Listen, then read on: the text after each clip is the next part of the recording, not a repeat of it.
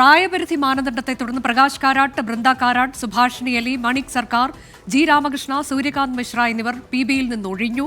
പിണറായി വിജയന് മാത്രമാണ് പ്രായപരിധിയിൽ ഇളവുള്ളത്. ദീപക് ധർമ്മടം വിശദാംശങ്ങളുമായി. ദീപക്, അങ്ങനെ അക്കാര്യത്തിലും തീരുമാനമായിരിക്കുന്നു എന്ന് മനസ്സിലാക്കാം.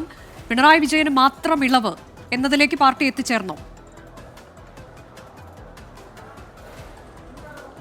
വളരെ കൃത്യമായി പറഞ്ഞാൽ അനുജ, CPIM-നെ സംബന്ധിച്ചിടത്തോളം കേരളത്തിൽ മാത്രമാണ് ഭരണമുള്ളത്. നേരത്തെ മുൻപൊക്കെ പാർട്ടി കോൺഗ്രസിൽ നമ്മൾ വരുമ്പോൾ ബംഗാളിൽ നിന്നും ത്രിപുരയിൽ നിന്നുമൊക്കെ മുഖ്യമന്ത്രിമാർ ഒരുമിച്ച് പാർട്ടി കോൺഗ്രസിലേക്ക് എത്തുന്ന കാഴ്ചയാണ് നമ്മൾ കാണാറുള്ളത്. പണ്ട് VS കേരളത്തിലെ മുഖ്യമന്ത്രി, അതുപോലെ തന്നെ ബുദ്ധദേവ് ഭട്ടാചാര്യ ബംഗാളിൽ നിന്നുമൊക്കെ ഒരുമിച്ച് വരുന്ന കാഴ്ചകളാണ് കണ്ടത്. പക്ഷേ ഇപ്പോൾ കേരളത്തിന് മാത്രം മുഖ്യമന്ത്രിയുള്ളൊരു ഘട്ടം.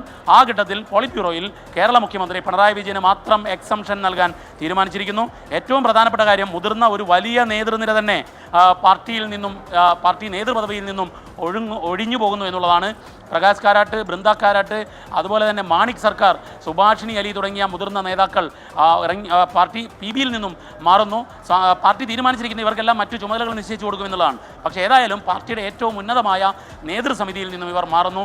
പകരം വരുന്നതിൽ ഏതാണ്ട് ഇവർക്കൊപ്പം തന്നെ പ്രവർത്തിച്ച് പരിചയമുള്ള നമ്മുടെ തമിഴ്നാട്ടിൽ നിന്നുമുള്ള വാസുകി, അതുപോലെ തന്നെ അശോക് ധവളയുടെ ഭാര്യയായ നേരത്തെ തന്നെ പ്രവർത്തനരംഗത്ത്, മഹിളാ അസോസിയേഷൻ പ്രവർത്തനരംഗത്ത് വളരെ സജീവമായുള്ള മറിയം ധവള തുടങ്ങിയ നേതാക്കളുടെ ഒരു നിര വരുന്നു. മാത്രവുമല്ല, ചെറുപ്പക്കാരിൽ നിന്നും വിജു കൃഷ്ണനും അരുൺകുമാറും വരുന്നു. ഇവർ രണ്ടുപേരും CC സെക്രട്ടേറിയറ്റ് അംഗങ്ങളാണ്. അതായത് IKG ഭവൻ കേന്ദ്രീകരിച്ചുള്ള പാർട്ടിയുടെ അന്തർദേശീയ കാര്യങ്ങളൊക്കെ ശ്രദ്ധിക്കുന്ന ആളാണ് അരുൺ.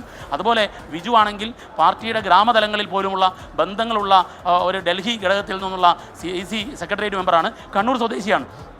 ഏറ്റവും പ്രധാനപ്പെട്ട കാര്യം, പാർട്ടിയിൽ യുവരക്തങ്ങൾ, ഞാൻ ഇന്ന് കാലത്ത് ഒഴിയുന്ന 2 PB മെമ്പർമാരോട് സംസാരിച്ചപ്പോൾ അവർ പറഞ്ഞത് യങ് ബ്ലഡുകൾ നേതൃസമിതിയിൽ വരണമെന്നുള്ളതാണ്.